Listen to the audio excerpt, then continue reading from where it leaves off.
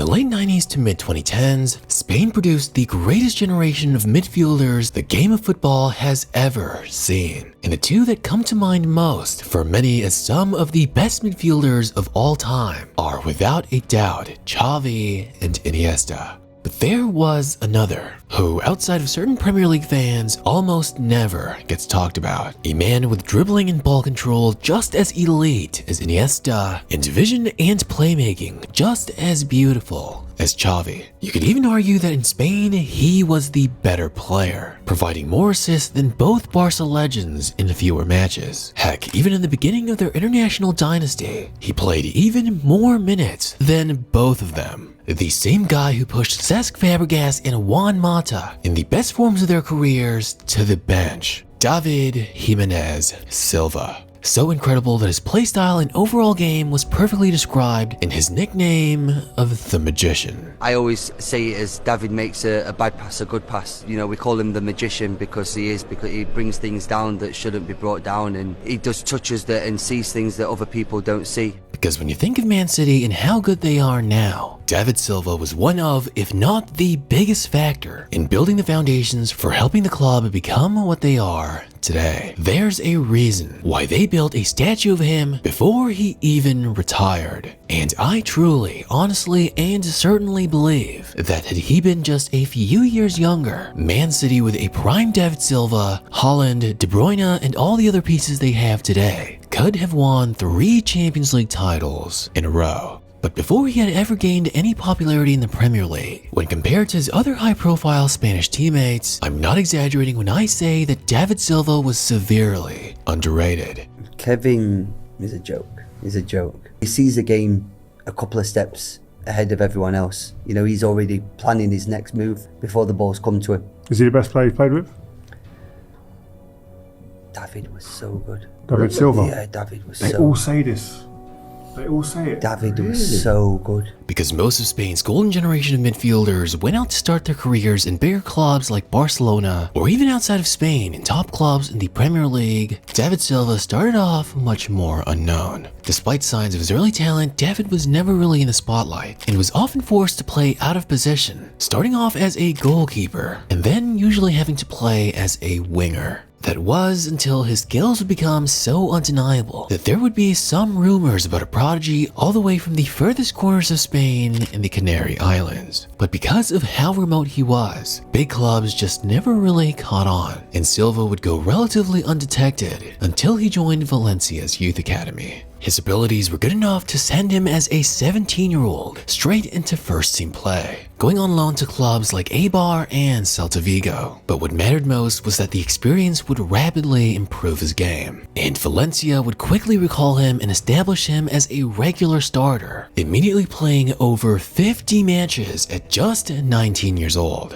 In fact, in his first 2 seasons in Valencia, he would play over 100 matches, and together with David Villa, he would help carry a relatively weaker Valencia squad all the way to win the Copa del Rey. But while individually Silva might not have been making headlines in Spain, Spanish manager Luis Aragonés recognized the absolute brilliance of Silva, consistently being called up since 2007 to play in Spain's Euro qualifiers. Because if Barcelona had Xavi and Iniesta, for Valencia, David Silva played the role of both. We all know how monstrously good Barcelona was becoming in those days, and how many world-class talents they had on their squad. But you could have dropped David Silva in there and he wouldn't have missed a beat. Heck, if he had played for Barcelona, I dare say a lot more casuals would rate him and put him up there on a pedestal. Because the way that Silva dribbled the ball was immaculate. His close control, touch, and overall dribbling was just so crisp and tight. He didn't have to do any skill moves or even have much speed in order to carry the ball, beat his man, and to keep possession. That's why even at times throughout his career when he had to play as a winger, it didn't matter if he lacked the pace, because his ball control was just so tight. It was all he needed to get past his man.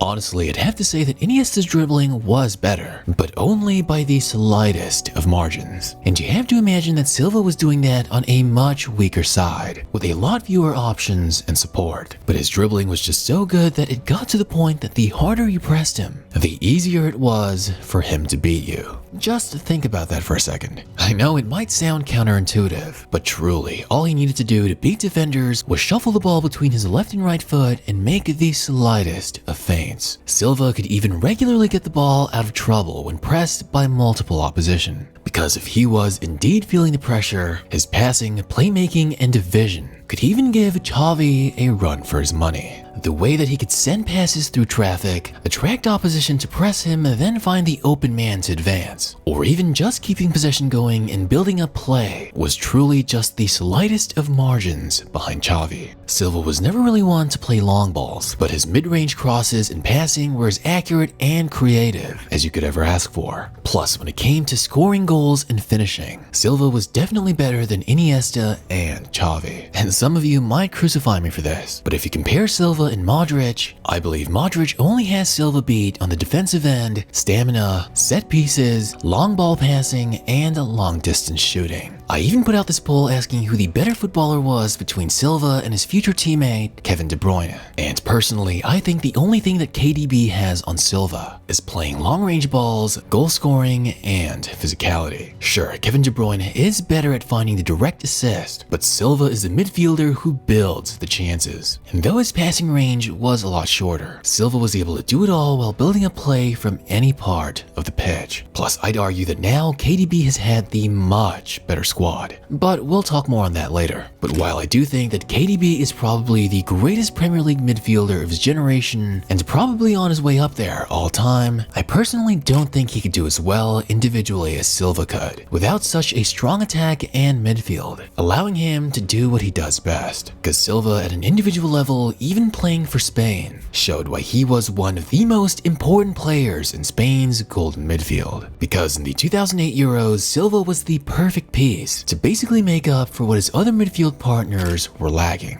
Pacier than Iniesta, Xavi, and Xabi Alonso, being a far better dribbler than the latter two, while still having just as elite of vision, playmaking, and passing. But yet he was the only midfielder not playing for a glamorous club. And when they would go on to lift the 2008 Euros trophy, people did start to notice him, but still in such a star-studded squad playing just as well. In comparison, he was relatively unknown. But since then, slowly David Silva was starting to make a name for himself, not with his words or any publicity, but simply from his brilliance in La Liga.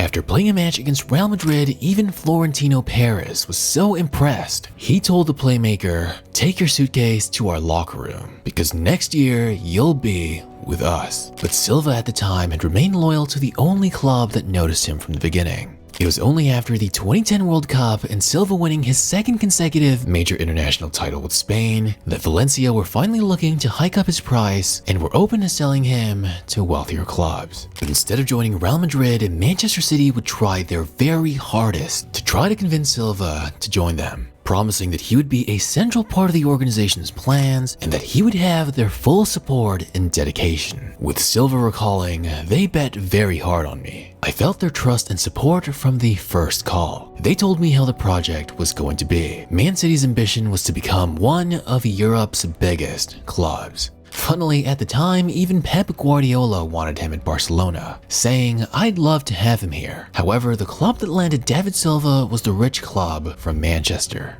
Just the fact that Silva had joined Man City was enough to convince Yaya Toure to also sign with the club, as he understood and was fully aware of the sheer brilliance of the Spanish magician, knowing that if he was there, with the right pieces around him, Man City could definitely establish themselves as a big club.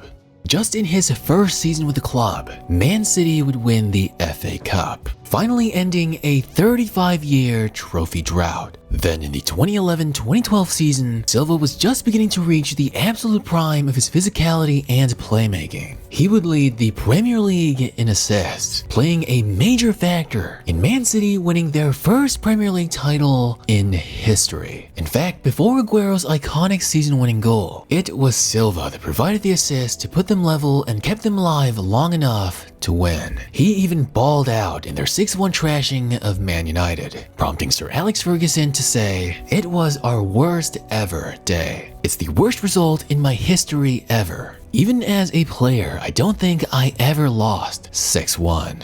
Then in the 2012 Euros, although Iniesta was named the player of the tournament, it's not crazy to say that Silva was the most important midfielder in the squad, scoring a goal in the final against Italy, and even being Euro 2012's joint top assist provider, prompting manager Vicente Del Bosque to call David Silva Spain's version of Lionel Messi. But the thing about Silva compared to his other Spanish midfield greats is that his longevity was much better, especially playing so long in a physically tougher league. And stats alone don't reflect how important Silva was to City. If he wasn't providing the assist, he was always crucial in building up to the play and setting things in motion. He led the orchestra in Man City. His overall skill and performance in England was magical. And unlike many other great midfielders in the league like Mesut Ozil, Silva was far more consistent. And with City building a squad with Silva at the center of it all, they would start to slowly rack up silverware and respect. The 2017-18 season was probably David Silva's best, as City became the first team to finish with over 100 points in the Premier League, setting a record for the biggest disparity between champions and runner-ups in Premier League history. Silva also scored in that League Cup final win. It's definitely not wrong to say that Silva helped build Man City up to where they are today with his skill and playmaking wizardry.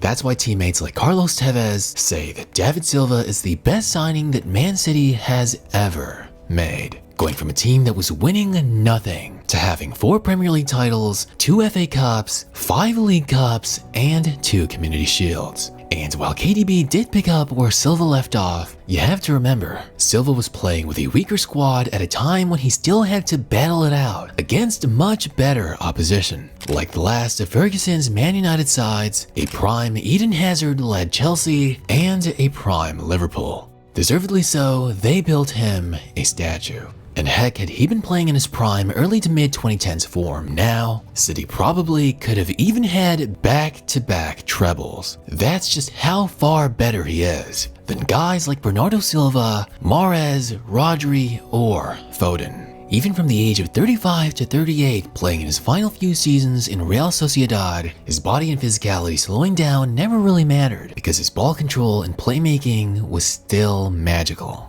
It took Silva rupturing a ligament in his knee in mid-2023 to finally decide to hang up his boots. For me, Silva is one of the greatest midfielders of all time, and certainly from a skill and technical aspect, there's an argument for him to be close to, if not in the top 10, of the most brilliant, skilled, and gifted midfielders of all time. So after watching this, I hope you can look back to his relatively outside of Man City underrated career and recognize just how insanely brilliant he was.